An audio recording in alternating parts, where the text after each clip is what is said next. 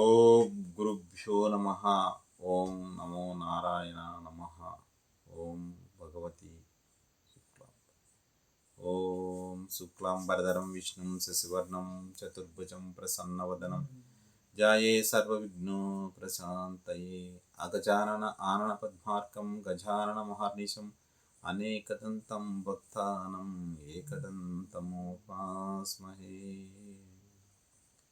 ఓం నమో నారాయణ నమః.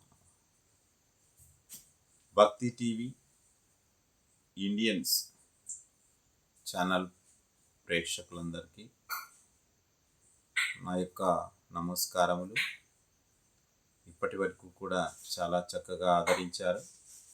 మున్ముందు కూడా రాబోయే రోజుల్లో కూడా ఇలాగే ఆదరించి మరికొంతమందికి ఈ ఛానల్ని పరిచయం చేస్తారని నేను ఆశిస్తున్నాను. ప్రతిరోజు ఒక శతకం, వేమన శతకంలోని ఒక పద్యాన్ని, అందులోని భావార్థాలను మీకు తెలియజేసే భాగంగా ఈరోజు కూడా ఒక మంచి పద్యాన్ని మీ ముందుకు తీసుకురావడం జరుగుతుంది. ఇలా కంటిన్యూగా జరుగుతుంది ప్రాసెస్. ప్రతిరోజు కూడా ఏదో ఒక పద్యం ఉంటుంది, అందులో భావార్థాన్ని మీకు తెలియజేస్తాను ఖచ్చితంగా.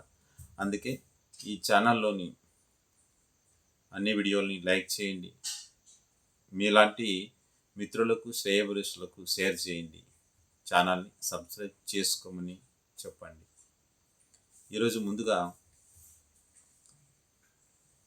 వేమన శతకంలోని పద్యాన్ని మనం తెలుసుకున్నట్లయితే, నీళ్ళలో నముసలి నిగిడి ఏనుగు పట్టు, బయట కుక్క చేత భంగపడును, స్థాన బలమి కాని తన బలమి కాదయా, విశ్వదాభిరామ వినురవేమా.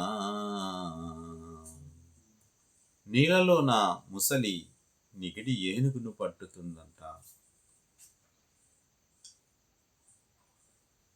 ప్రపంచంలో జీవరాశులు అన్నిటికన్నా కొన్ని పెద్ద జీవరాశులు ఉంటాయన్నమాట. సముద్రంలో మొసలి చాలా పెద్ద జంతువే ఉంటుంది. అదేవిధంగా భూమి మీద నివసించే జంతువుల్లో, జీవాల్లో అతిపెద్దది ఏనుగు అనమాట. ఆ ఏనుగు చాలా పెద్ద ఆకారంలో ఉంటుంది, చాలా బలవంతంగా ఉంటుంది. పెద్ద పెద్ద చెట్లు అట్లా అవలీలకు నూకేస్తుంది. పెద్ద పెద్ద బండరాలను కూడా తొండంతోనే అట్లా నూకేస్తుంది. అటువంటి పెద్ద ఏనుగు.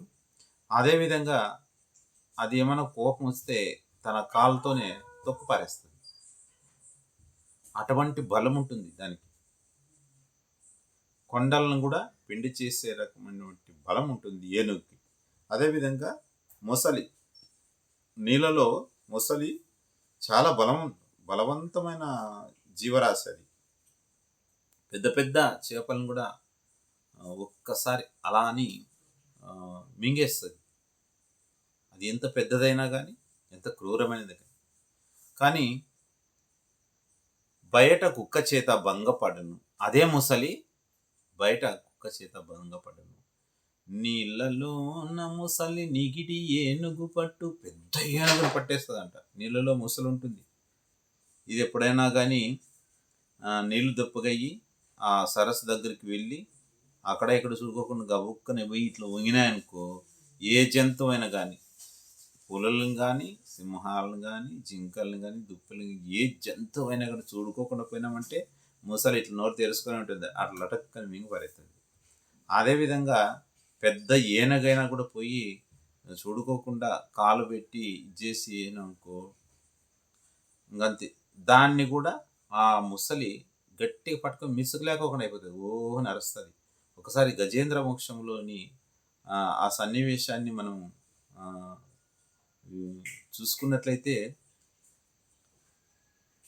గజేంద్ర మోక్షంలోని సన్నివేశం మనకి ఈ పద్యంలో గుర్తుకొస్తుంది. గజేంద్రుడు, గజ ఇంద్రుడు, మోక్షం, గజేంద్రుడి మోక్షం అంటే గజ అంటే ఏనుగు, ఇంద్రుడు అంటే ముసల్లో ఉండే రూపమే ఇంద్రుడు. గజేంద్రుడు, ఆయనకి బలం ఉంది, నెలలో ఉంటాడు ముసలి. ఈయనకి బలం ఉంది, గజేంద్రుడు అంటే ఏనుగు. ఆ కాలు వచ్చేసి మొసలు పట్టుకుంటుంది, గట్టిగా అరుస్తుంది ఆ ఏనుగు. ఎక్కడో ఉండే దేవుళ్ళందరికీ కూడా వినిపిస్తుంది. అహంకారంతో అరుస్తా అంటే మొత్తం దేవతలందరూ వచ్చి ఆ సన్నివేశం చూసి ఇంద్రుణ్ణి వేడుకుంటారు. ఆ విధంగా ఇది అవుతుంది అనమాట. అది వేరే సన్నివేశం. అయితే అంటే అంత బలం ఎట్లా వస్తుందప్ప అంటే ఏనుగుని అంత పెద్ద ఏనుగుని పట్టుకొని పీకే అంత బలం ఎట్లా వస్తుందప్ప అంటే ఆ ముసలి నేలలో ఉండే ముసలి మనకి ఆ భూమికి అంత అంటుకుని ఉంటుంది. ఆ విధంగా దాన్ని గట్టిగా పట్టుకుంటుంది అని శేషప్ప కవి గారు చెప్పారు. శేషప్ప కవి గారు వేమన గారు తెలియజేశారు. నీళ్ళలో ఉన్న ముసలి నిగిడి ఏనుగు పట్టు, బయట కుక్క చేత భంగపడును. అదే మొసలి బయటకు వచ్చిందంటే కుక్క భౌ అని అంటే బరికెత్తుకుని పోతుంది. అది ఎందుకు అట్లా పరిగెత్తుతుందంటే అది ఎప్పుడు నీళ్ళలో ఉండేది, బయటకు వస్తే కుక్క కూడా వచ్చి పీకుతుంది దాన్ని. చిన్న కుక్క పిల్లి కూడా వచ్చి పీకుతుంది. అదే నీళ్ళకి రమ్మన్న కుక్క పిల్లని లేకుంటే ఇంకోటి ఆడ ఈ కుక్కల పిల్లల్ని లొటక మింగేస్తుంది ముసలి.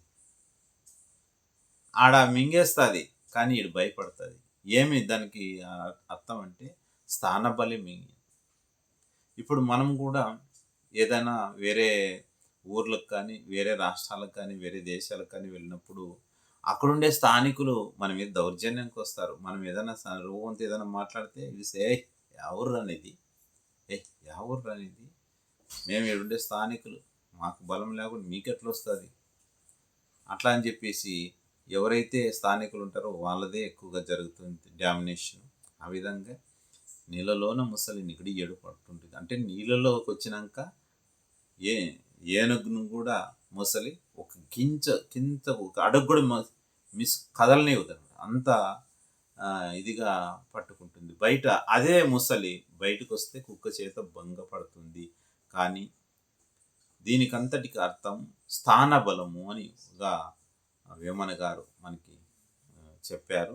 స్థానబలం లేకోకుంటే మనం ఏమి మాట్లాడేకాయలు, చేసేకాయలు అని ఈ పద్యంలో అర్థం అన్నమాట.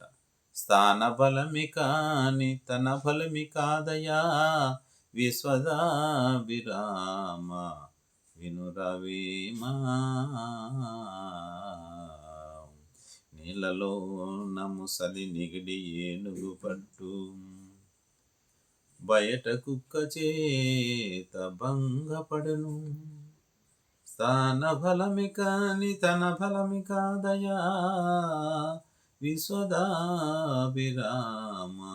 వినురవేమా. అంటే ప్రతి మనిషి కూడా స్థానబలంకి ఎక్కువ ప్రియారిటీ ఇస్తారు. స్థానబలం ఉండే వాళ్ళదే మాట చెల్లబాటు అవుతుందని ఈ పద్యంలోని భావార్థం అన్నమాట. ఇలాంటి ప్రతిరోజు కూడా ఒక వేమన పద్యం, దానికి అర్థం అన్నీ కూడా మేము తెలియజేస్తున్నాం. భక్తి టీవీ ప్రేక్షకులకు మరోసారి చెప్పదలుచుకున్నాను. ప్రతి ఒక్కరూ ఛానల్ని సబ్స్క్రైబ్ చేయండి, లైక్ చేయండి, షేర్ చేయండి. జై హింద్.